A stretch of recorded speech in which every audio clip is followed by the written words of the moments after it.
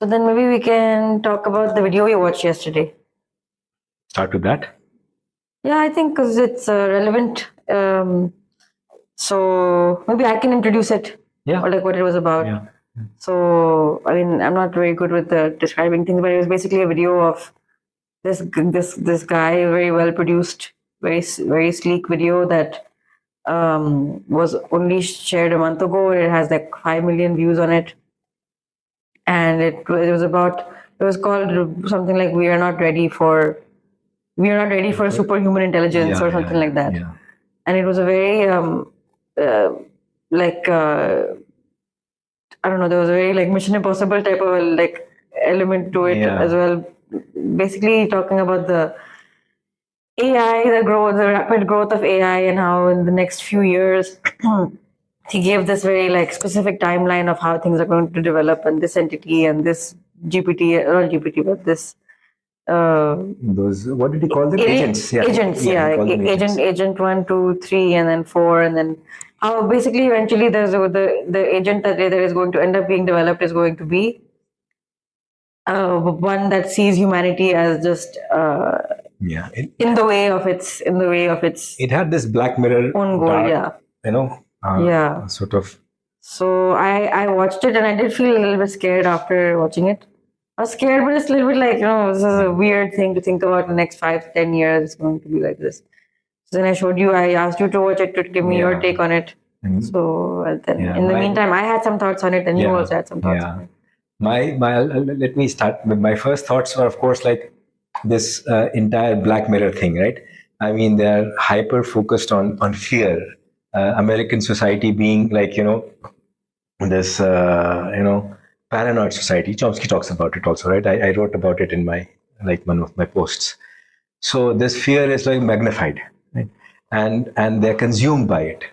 And so that was that was the element, right? And it was done extremely well. The presentation was like, very slick. Yeah. And this guy had it like, as top marks in everything. And what I got turned me off was, and that was my thing, that they are going on and on about something which might happen. First of all, it was like, extremely, they made these scenarios as if they were likely to happen based on somebody whose 1 or 2 predictions had, come true. And like now everybody has to, everybody's listening to them, right? So this futuristic, dark scenario somebody has come up with AI. So I was thinking, you are afraid of something that might happen. Yes, plausible scenario, of course, and it might happen. And what about the things that are happening? Right? That was my first thing, that nobody is concerned about the millions of people, millions literally, who are dying every week, every month of poverty, of malnutrition. That is the slow death that is going on. Neoliberalism and all the this capitalism that works that way. No qualms. They are worried about these. So this, in fact, this was one of the things that I had talked about in terms of the horror movie scenario, right? Like a Western society, American society in particular, and everybody else who's like wants to be like a Western society, our elite, they are consumed by a fear which is hypothetical in the future, and they are sort of moving away from the real suffering of the millions of the teeming masses, and who gives a damn? So there was that thing, and of course the plausibility of it. Like the guy was talking as if like this is plausible, and even if this is not plausible, it is like he was quoting experts, right? What was he saying? That it's not a matter of if it's a matter of when. It's not a matter of if, it's a matter of when. Yeah. And like it made it such like a and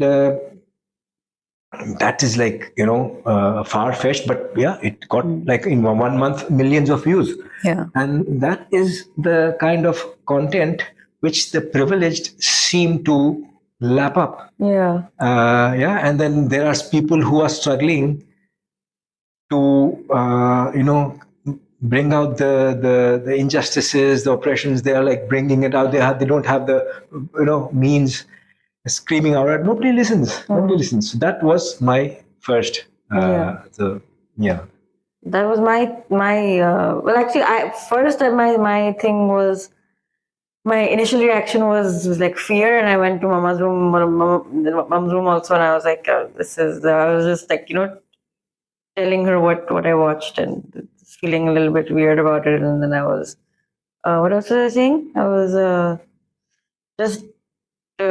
She wanted me to read her ChatGPT conversation, and I was feeling like extremely averse to it at that time. But then I thought about it also, and I had the same. And I was like,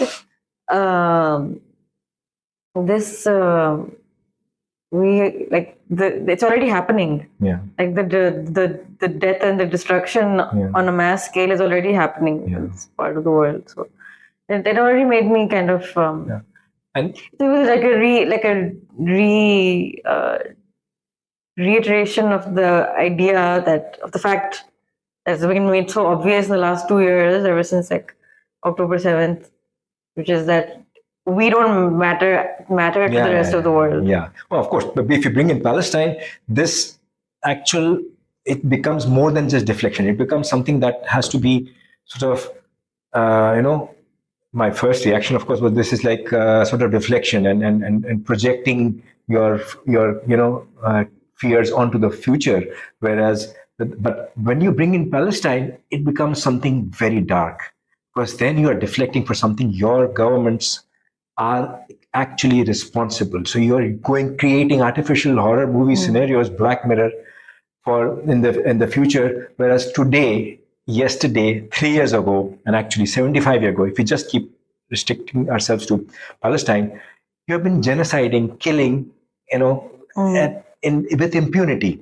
And then you create these scenarios. So that is actually something to be, how should I say it? It's like when it's like brown people are meant to be killed. Yeah. But when white people, actually the guy was black. The guy that is like was black. Internalized. That's like the Uncle Tom scenario, right? You internalize your oppressor. Or maybe not even about. Maybe it's not as much about just white people. Just the entire West. Yeah, the global North. Yeah, the global North is not to be touched. Yeah, not to be harmed. And there is this other element that I didn't. It's what I'm reading about these days. It's there's I talked about paranoia, right? The West is consumed by paranoia. There's another element which is debt, right? And I'm working on ideas, and in Latin America, they have. What's so special about Latin America? Well, they were colonized. They have been colonized, the first people to be colonized in the modern sense, right, by the Spanish and the Portuguese. And they have suffered the brunt of colonization the longest. So they have the sharpest understanding of what it means to be oppressed. Number one. Number two, they have the resistances that have come in the last 500 years are the most evolved. Right? So earlier on, I had done some Substack, some posts on financial inclusion, microcredit. So finance, I had sort of latched on, and recently, I had sort of just a couple of days ago, I found out that financial inclusion and finance, it's the term they use, the activists in South America, in Latin America, they use financial terror, and the word they use is disciplining. So the finance is used as a tool to discipline, like capital has never done before. Capitalism has done lots of disciplining through actual force, through armies, through militias, through killing, through assassinations, through coups. But through finance, it's a very, very fine-tuned mechanism to discipline people on a regular basis. Now, that is the global South, especially Latin America, Africa, South Asia.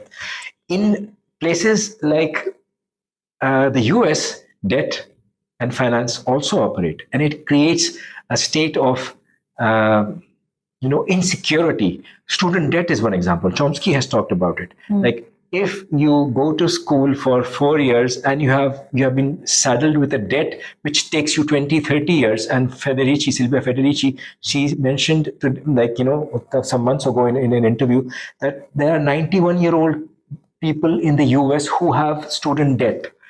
Right now, and people are running away, migrating away from the US because they can't handle their debt.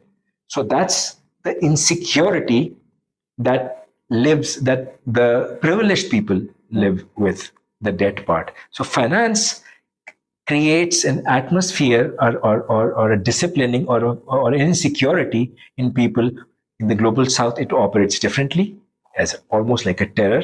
And global North, it operates as a deep insecurity. Now, this sort of horror creation scenario is, if you look upon it as the reflection of a deeply insecure and paranoid society. Yeah, so that's AI one, exactly. So the horror, it ties in with the psychology of it. An insecure, paranoid society creates these scenarios. And if these sort of insecurities were not there, right? And that I think Chomsky has talked about. Okay, if these stresses were not there, right? People would start thinking, would have the time to think, what is it about their society? What is it that they can change, right? And they would start getting together. They would develop solidarity. They would start working to change the system. If you have a system that continually feeds insecurity, well, that's the biggest kind of most effective solidarity buster. How do you get together? How do you you are always straddled with stress, insecurity, fear. So these kind of scenarios, But also the hyper individualists, they're very selfish anyway. Yeah. Outside of insecurity, or maybe because of insecurity. That I don't know exactly how that works, but hyper-individualism, atomism is like the opposite of communalism, community living, right? I mean, this is like this me, I, this almost narcissism that is extolled in Western society. And, so that, of course, different use of narcissism. Yeah. So for me, that was the main, so it ties in the insecure society, paranoid society, and actually deflecting from that society's very real role in creating very real terror, not just through war, but through debt, through economic, through trade, in which you create unspeakable poverty in the global South. You have 800 bases, 800 plus bases the US has. No country comes even close. China has 1 or 2, right? They have this boogeyman of China, just 1 or 2 bases. US has 800. Coming down, actually it had about 1,000 some years ago. So this is the real terror. And here you want to deflect and you create a boogeyman. Okay, so that's one element. The second element, Ha-Joon Chang. Now that's an interesting one. He had said that one of the reasons that people are sort of talking about AI in a sort of worried way is now finally the upper class, the privileged classes, are worried about their jobs. Because earlier on, when the robotics came and the machines took away farmers' jobs. Yeah, and they took away factory people's jobs, and they started. So that time, when the workers started complaining, the elite used to tell them, well, just suck it up, retrain yourself. This is the way it is. This is the way progress works. And okay, so that's how class works.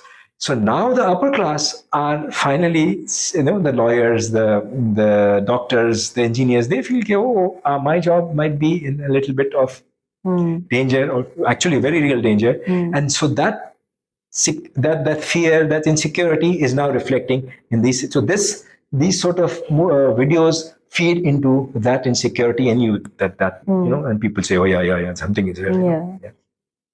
So then it makes people fight against the wrong thing then, right? Yeah. Or think of the... Yeah, basically, if what you do is, when you have people who are fearful on a regular basis, all the natural ways of understanding, having the time to understand what is going on, how to pick apart the propaganda, and then getting together, doing something about it, all of that is undermined because all you have atomized, fearful, insecure populations, both in the global north and in the global south. So this sort of a video of horror scenarios, and yes, we can say that maybe this can happen, right? So we can say, okay, what he is saying, I mean, far-fetched it might be, but yeah, I mean, who's to say it cannot happen? Can you prove that? No, I can't prove that. But even if it happens, it really bad scenario happens. What about this scenario, which is 100 times worse? Millions of people are dying out of war and poverty and malnutrition and disease. And okay. Yeah, so what about that? Yeah. So that is completely like, Yeah.